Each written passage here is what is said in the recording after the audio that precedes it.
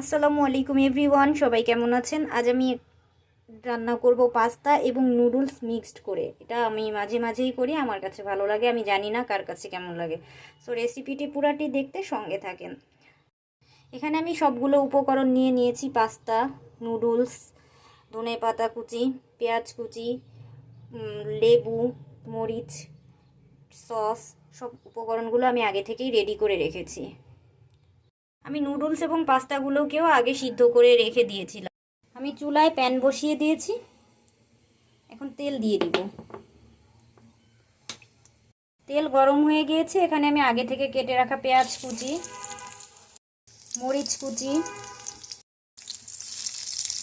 এগুলো ভাজা হয়ে গিয়েছে। এখন আমি আগে থেকে রেডি করে রাখা নুডলস এবং পাস্তাগুলোকে ছেড়ে দিচ্ছি।